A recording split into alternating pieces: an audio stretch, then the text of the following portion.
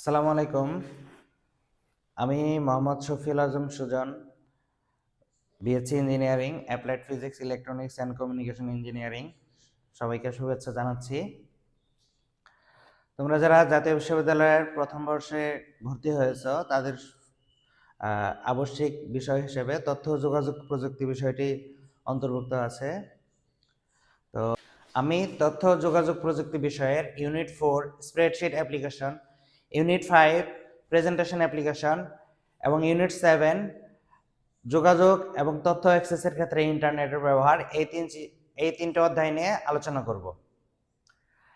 আমরা পর্যায়ক্রমে এই তিনটি বিষয় এমনভাবে শিখব যাতে আমরা পরীক্ষার পাশাপাশি আমরা এই তিনটি বিষয়ের উপর দক্ষ হয়ে গড়ে উঠতে পারি এবং আমাদের বাস্তব জীবনে এই শিক্ষাগুলোকে কাজে লাগাতে পারি।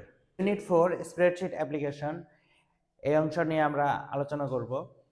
এই অংশে যে বিষয়গুলো অন্তর্ভুক্ত আছে তার মধ্যে হচ্ছে যে স্প্রেডশিট প্যাকেজ, বিভিন্ন ধরনের স্প্রেডশিট প্যাকেজ।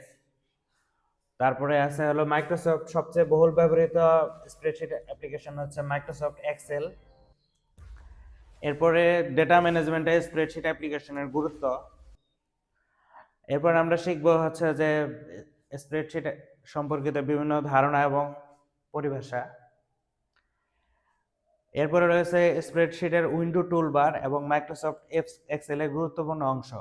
মূলত স্প্রেডশিট যখন আমরা ওপেন করব সেখানে যে উইন্ডোটা আসবে, এই উইন্ডোটাতে বিভিন্ন ধরনের যে টুলবার, সেই টুলবারের পরিচিতি রয়েছে এখানে আর কি, এবং বিভিন্ন ধরনের ফাংশনের আইকনগুলোর ব্যবহার কিভাবে করতে হয় সেই বিষয়গুলো আছে এখানে। এরপরে রয়েছে ডাটা টাইপ। আমরা যে তথ্যগুলো বিশ্লেষণ করব, ব্যবস্থাপনা করব, সেই ডেটার যে ধরন আছে এই অংশে। তো ডেটা যেমন হচ্ছে যে সেটা সংখ্যা হতে পারে, সেটা তারিখ ফরম্যাট হতে পারে, সেটা কারেন্সি হতে পারে। এই ধরনের যে ডেটা টাইপ, এই বিভিন্ন ধরনের ডেটা টাইপ নিয়ে আলোচনা করব এবং এই যে এই ডেটা টাইপগুলো আমরা কিভাবে পরিবর্তন করব, যখন আমাদের যেটা প্রয়োজন হয় সেই অংশটা আমরা ইচ্ছা মতো পরিবর্তন করতে পারবো। এই অংশে এই বিষয়গুলো নিয়ে আমরা আলোচনা করব। এরপরে রয়েছে ওয়ার্কবুক তৈরি করা। আমরা যে এক্সেলের যে ফাইল, এই ফাইলটার হচ্ছে একটা ওয়ার্কবুক। এই ওয়ার্কবুকের ভিতরে বিভিন্ন ধরনের শীট থাকতে পারে। তো প্রথমে আমরা সেই ওয়ার্কবুকগুলো আমরা কিভাবে তৈরি করব এবং এগুলো তৈরি করলাম কিন্তু আমরা সেভ করলাম না, তাহলে তো পরবর্তীতে এটা আমরা ব্যবহার করতে পারবো না। তাহলে কিভাবে এই ওয়ার্কবুক তৈরি করা যায় এবং সংরক্ষণ করা যায় সেই বিষয়গুলো আমরা এই অংশে শিখব। এরপর হচ্ছে যে মাইক্রোসফট এক্সেলের সবচেয়ে গুরুত্বপূর্ণ যে সুবিধাটা আমাদের, সেটা হচ্ছে যে অটোমেশন। অটোমেটিক বিভিন্ন যে যোগ বিয়োগ করা যায়। তো এর জন্য আমাদের যে বিষয়গুলো থাকে সেগুলো হচ্ছে যে বিভিন্ন ধরনের ফর্মুলা এবং ফাংশন। পরবর্তী অংশে এরপরে আমরা শিখবো যে সিম্পল ফর্মুলা এবং ফাংশন কিভাবে তৈরি করা যায় এবং ব্যবহার করা যায়, এই অংশটা আমরা শিখবো এখানে। এরপরে হচ্ছে ফরম্যাটিং টুল ব্যবহার করে ওয়ার্কশিট ফরম্যাট করা। এটা অনেকটা ইয়ের মতো যে আমরা হলো যারা লেখালেখি করি, লেখালেখির সময় বিভিন্ন রকম ফরম্যাট ব্যবহার করি না। ফরম্যাট ব্যবহার করে লেখা হাইলাইট করা, তারপরে বাঁকা করা, আমাদের প্রয়োজন অনুযায়ী বিভিন্ন ফরম্যাটে নিয়ে আসা। মূলত স্প্রেডশিট সফটওয়্যারে যে আমরা সেলের মধ্যে যে লেখাগুলো লিখবো সেই লেখাগুলো কিভাবে ফরম্যাট করা যায়, এই বিষয়গুলো হচ্ছে এই অংশে আলোচিত হবে। এরপরে রয়েছে গ্রাফ বা চার্ট। হ্যাঁ, মাইক্রোসফট স্প্রেডশিট সফটওয়্যারের সবচেয়ে আকর্ষণীয় অংশ হলো যে সেগুলো হচ্ছে যে বিভিন্ন রকম চার্ট আকারে প্রকাশ করা যায়, যেমন পাই চার্ট, বার চার্ট। তাহলে এই চার্ট এবং গ্রাফ এগুলো কিভাবে তৈরি করা যায় এবং আলোচনা করা যায় সেই বিষয়গুলো নিয়ে আমরা হলো এই অংশে শিখতে পারবো। এরপরে রয়েছে ওয়ার্কশিট প্রিন্ট করা আর কি।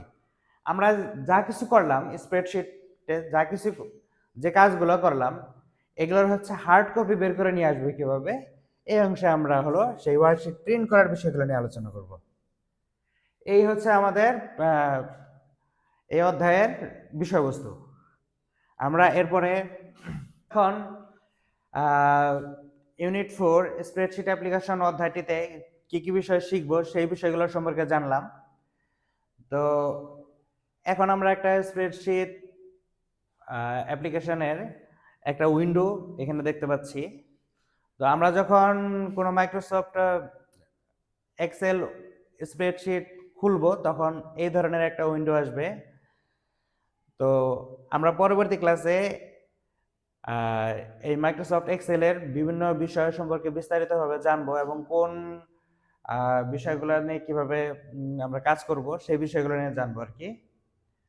তো প্রাথমিকভাবে আমি শুধু এইটুকু বলতে চাচ্ছি যে স্প্রেডশিট সফটওয়্যার হচ্ছে একটা অ্যাপ্লিকেশন সফটওয়্যার যেখানে তথ্য হচ্ছে সারি এবং কলাম আকারে উপস্থাপন করা হয়, সংরক্ষণ করা হয় এবং পরবর্তীতে এখান থেকে হিসাব এবং প্রসেসিং বিভিন্ন ধরনের ক্যালকুলেশন করার মাধ্যমে তথ্যগুলোকে বিভিন্নভাবে উপস্থাপন করা হয়।